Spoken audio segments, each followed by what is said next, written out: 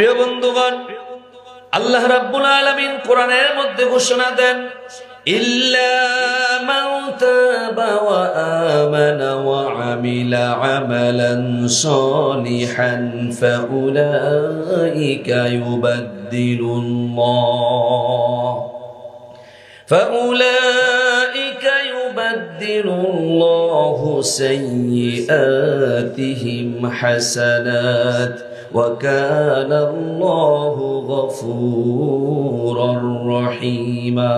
জোরে বলি আল্লাহু আকবার। রব্বুল আলামিন বলেন, গুনাহ আমার বান্দারা যে যাই করেছে, এই গুনাহ করার মধ্য দিয়ে আমার গুনাহগার বান্দারা, এদের মধ্য থেকে যারা তওবা করবে তারা ব্যতীত, মান তাবা যে ফিরে আসলো, তওবা করলো, আর আল্লাহ রাব্বুল আলামিনের প্রতি অগাধ বিশ্বাস নিয়ে ওয়া আমিলা সলিহান, যে ভালো ভালো কাজ করবে, রব্বুল আলামিন বলেন ফাউলাইকা ইউবাদদিলুল্লাহু সাইয়্যাতিহিম হাসানাত।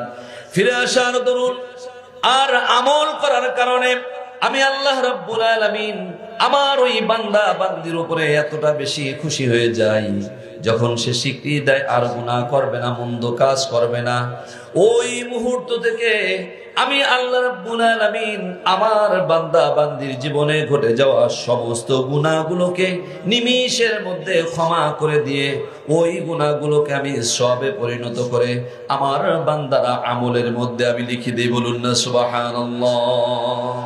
প্রিয় বন্ধুগণ, যে আল্লাহ রাব্বুল আলামিন বান্দার তওবাকে এত সুন্দর করে কবুল করেন, যে আল্লাহ রাব্বুল আলামিন বান্দার তওবাকে, ফিরে আসাকে, বান্দার স্বীকৃতিকে, যে বান্দা গুনাহ করবে না এই নিয়ত যে বান্দা করবে, তার নিয়তকে যে আল্লাহ এত সুন্দর করে কবুল করেন, আল্লাহ বলেন তার জীবনের ঘটে যাওয়া গুনাহগুলোকে আমি আল্লাহ সওয়াবে পরিণত করে আমার বান্দার নেক আমলের পাল্লাটাকে আমি আল্লাহ ভারী করে দেওয়ার জন্য তার গুনার পাল্লাটাকে আমি পাতলা করে দেই। বলুন না সুবহানাল্লাহ। তাহলে যে আল্লাহর এত বেশি দয়া, বলেন তো ওই আল্লাহ বান্দা বান্দির জন্য জান্নাতটা কি নিয়ামত কম দিয়েছে না বেশি দিয়েছে? তাহলে বেশি দেওয়া ওই জান্নাতের নিয়ামতের মধ্যে আমাদের যাওয়া দরকার আছে না নাই? সবাই চেষ্টা করবো তো ইনশাআল্লাহ। এখন যদি বলি যে হুজুর আমরা তো গুনাহ করে ফেলেছি, ভুল করে ফেলেছি, আমাদের তো কোনো ক্ষমা নাই, মাফ নাই, তাহলে এটা কি আল্লাহ রাব্বুল আলামিনের কথার সঙ্গে মিলল? আল্লাহর কথার সঙ্গেও মিলে না, রাসূলের হাদিসের সঙ্গেও মিলে না। এর জন্য রাসূল বলেন কুল্লু বানি আদম খাত্তাউন ওয়া খায়রুল খাত্তাইনাত তাওয়াবুন। প্রত্যেকটা বনি আদম কি করবে? গুনাহ বনি আদমের হবে, কিন্তু এই গুনাহগারদের মধ্যে যারা তওবার পথ বেছে নেবে, আল্লাহর রাসূল সাল্লাল্লাহু আলাইহি ওয়াসাল্লাম বলতেছেন ওই বান্দা বান্দি, ওই গুনাহগার বান্দা বান্দিদেরকে আল্লাহ বেশি পছন্দ করেন। সুবহানাল্লাহ। সুতরাং আমরা ভুল ত্রুটি গোস্তাকি আমাদের যার নফসে আম্মারাত দ্বারা হোক আর শয়তানের ওয়াসওয়াসায় হোক, যেমনিই হোক, গুনার উপর ইস্তেকামত না করে আমরা যাব ক্ষমার দিকে, বলে ইনশাআল্লাহ। আর এই ক্ষমার দিকে যদি আমরা যেতে চাই, তাহলে খালি গুনাহ করবার ক্ষমা চাইবো, গুনাহ করবার ক্ষমা চাইবো, এই পথ বেছে নেব, নাকি গুনাহ ছেড়ে দেব? কোনটা? গুনাহ ছেড়ে দেব। কেন গুনাহ ছেড়ে দিব? গুনাহ ছেড়ে দিতে হবে এই কারণে, আল্লাহ রাব্বুল আলামিন কোরআনের মধ্যে বলেন যারা এই গুনাহ বারবার শুধু গুনাহ করতেই থাকবে, গুনার উপরে চলতেই থাকবে আর তওবা করবে না, ফিরে আসবে না, তাদের মৃত্যুটা হয়ে যাবে কুফরের উপরে। বলুন না নাউযুবিল্লাহ। রব্বুল আলামিন বলেন وليست التوبة للذين يعملون السيئات حتى إذا حضر أحدهم الموت قال إني تبت الآن ولا الذين يموتون وهم كفار أولئك أعتدنا لهم عذابا أليما। জোরে বলুন আল্লাহু আকবার। রব্বুল আলামিন জানান লাইসাতিত তাওবা, তাদের জন্য তওবা নাই, লিল্লাযিনা ইয়ামালুনা সাইয়্যাত, যারা গুনাহ করতেই থাকে, যারা আমলটাকে মন্দ কাজ দিয়ে যারা পরিপূর্ণ করতেই থাকে, রব্বুল আলামিন বলেন এই ব্যক্তিদের জন্য আর তওবার দরজা খোলা থাকে না। সেটা কখন? হাত্তা ইযা হাদারা আহাদাহুমুল মাউত, যখন আমার ওই বান্দা বান্দির সামনে মালাকুল মউত চলে আসে, মালাকুল মউত যখন হাজির হয়ে যায়, যাকে আমরা আজরাইল আলাইহিস সালাম বলি, এই মালাকুল মউত যখন বান্দার সামনে হাজির হয়ে যায়, বান্দা যদি ওই সময় তওবা করতে চায় বা তওবা করে, আল্লাহ বলেন লিল্লাযিনা ইয়ামালুনা সাইয়্যাত ওয়া লাইসা লিত-তাওবা, এই মানুষগুলোর জন্য আর তওবার দরজা খোলা নাই, ওই অবস্থায় খোলা নাই। হাত্তা ইযা হাদারা আহাদাহুমুল মাউত, যখন মালাকুল মউত তোমাদের কারো সামনে উপস্থিত হয়ে যায়, রব্বুল আলামিন বলেন এই অবস্থায় বান্দারা যদি তওবা করে, আল্লাহ রাব্বুল আলামিন বলেন ইন্নী তুবতুল আনা ওয়ালাল্লাযিনা ইয়ামুতুনা হুম কুফার, যারা ওই মৃত্যুর সময় তওবা করবে, আল্লাহ রাব্বুল আলামিন ওই তওবাটা আর কবুল করেন না, ওই অবস্থায় বান্দাকে কুফরের উপরে মৃত্যু দিয়ে দেন। বলুন না নাউযুবিল্লাহ।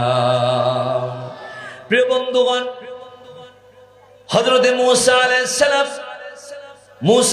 সালাম আল্লাহ রাব্বুল আলামিনের কাছে নির্দেশিত, আল্লাহর কাছ থেকে হযরতে মূসা আলাইহিস সালামের উপরে এই নির্দেশ আসলো, ও মূসা যাও কারুনের কাছে যাও,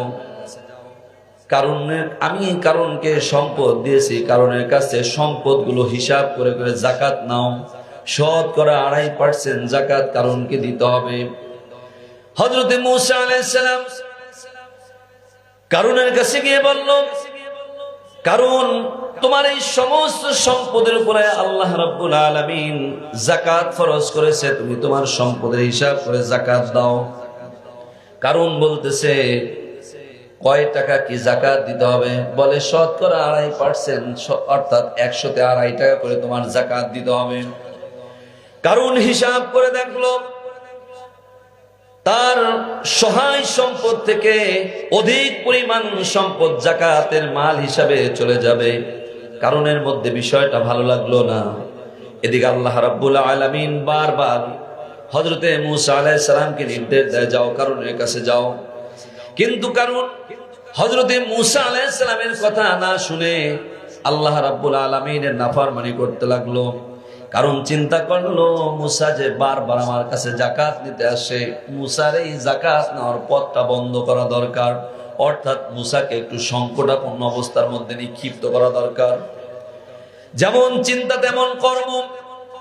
হযরতে মূসা আলাইহিস সালাম আল্লাহ রাব্বুল আলামিনের প্রদত্ত একজন নবী রাসূল, কিন্তু কারণ সেই লোড না বুঝে, সেই ওয়েট না বুঝে হযরতে মূসা আলাইহিস সালামের উপর একটা দোষ চাপানোর জন্য বাজার থেকে একটা বাজারি মহিলা, যাকে আমরা বলে থাকি বেশ্যা মহিলা, এমন একটা বাজে মহিলাকে ভাড়া করে এনে বলতেছে, আল্লাহর বান্দি শোনো, আমি তোমাকে অঢেল টাকা দিব, ধন সম্পদ যা লাগে আমি তোমাকে দিব, ভালো পোশাক দিলাম, তোমাকে গহনা দিলাম, ভালো খাবার দিলাম, কিন্তু শর্ত হলো আগামীকাল যখন আল্লাহর নবী হযরতে মূসা আলাইহিস সালাম যখন গিয়ে মানুষের সামনে সুন্দর সুন্দর ওয়াজ করবে, নসিহত করবে, ওই সময় গিয়ে তুমি আল্লাহর নবী মূসাকে একটা বাজে তহমত দেবে।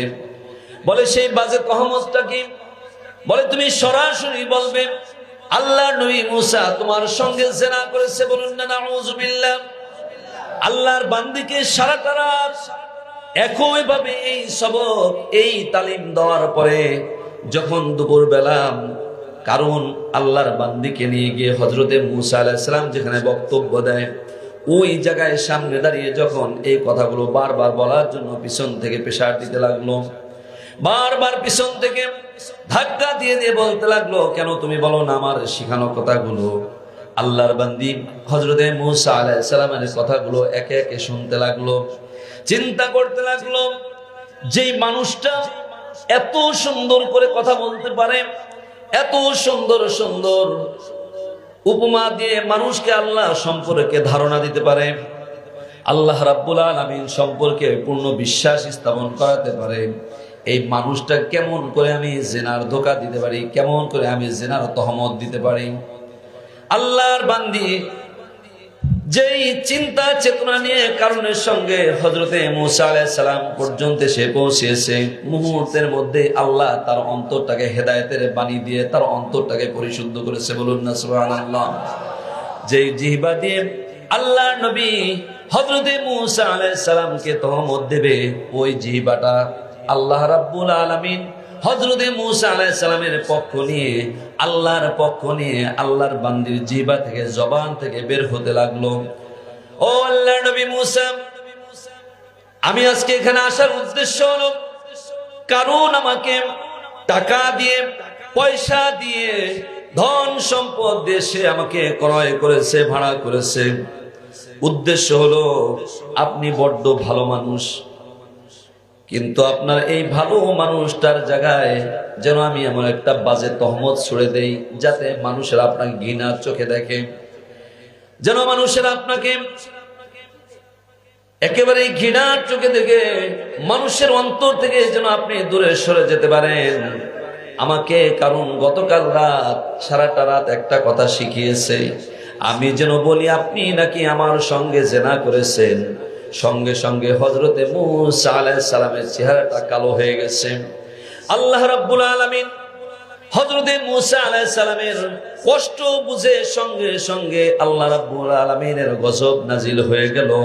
ফাখাসাফনা বিহি, আর কারুনের যত সম্পদ ছিল সমস্ত সম্পদগুলোর উপর আল্লাহর গজব আসলো, যে কারুন সহ সমস্ত সম্পদ আল্লাহর জমিনের মধ্যে যেন পতিত হয়ে যায়। বলুন না নাউযুবিল্লাহ। প্রিয় বন্ধুগণ, সম্পদ নিচের দিকে দেবে যায়, কারুনও দেবে যায়। কারণ মনে করেছে হযরতে মূসা আলাইহিস সালাম জাদু করতেছে। এই চিন্তা চেতনা থেকে এবার কারণ বারবার বলতেছে, ও মূসা তুমি তোমার জাদু বন্ধ করো। হযরতে মূসা আলাইহিস সালাম বলেন, কারণ এটা জাদু নয়, অবশ্যই আল্লাহ রাব্বুল আলামিনের পক্ষ থেকে তোমার উপরে গজব চলে এসেছে, তুমি তওবা করো, তুমি ফিরে আসো। আল্লাহ রাব্বুল আলামিন যা বিধান তোমার উপরে জারি করেছে এই বিধানের কাছে তুমি মাথা নত করো। কিন্তু কারণ হযরতে মূসা আলাইহিস সালামের কথা না শুনে বারবার বলতে লাগলো, মূসা তুমি তোমার জাদু বন্ধ করো। যখন হাঁটু অব্দি গেড়ে গেল, মাজা অব্দি গেড়ে গেল, বুক পর্যন্ত গেড়ে যাওয়ার পরে কারণের বদল কয় হলো যে এটা মূসার কোনো জাদু নয়, অবশ্যই আল্লাহর পক্ষ থেকে আমার উপরে গজব। এমত অবস্থায় কারণ তওবা করে হযরতে মূসা আলাইহিস সালামকে বলে, মূসা যে করেই হোক তুমি আল্লাহর কাছে আমার জন্য দরখাস্ত করো, আমি সমস্ত কথাগুলো মেনে নিলাম, আমার উপরে যে বিধান জারি হয়েছে সেই বিধানটাকে আমি মেনে নিলাম, সমস্ত তোমার কথাগুলো আমি শুনবো, আমি আর আল্লাহর হুকুমের সঙ্গে বাড়াবাড়ি করবো না, আমাকে এখান থেকে তুমি উদ্ধার করো, আমাকে তুমি বাঁচাও। হযরতে মূসা আলাইহিস সালাম বলেন, কারণ বড্ড দেরি হয়ে গেছে, তুমি গুনাহ করতে করতে, পাপ করতে করতে এমন একটা পর্যায়ে চলে আসছো, এখন আর তোমার তওবা আল্লাহ কবুল করবে না, এই তওবা আল্লাহ পর্যন্ত পৌঁছাবে না। সুতরাং তুমি যে পাপ করেছো এই পাপের আর ক্ষমা নাই। ওই সময় কারণ আল্লাহর কাছে তওবাও পায় নাই, বেঈমান হয়ে দুনিয়া থেকে বিদায় হয়েছে। বলুন না নাউযুবিল্লাহ।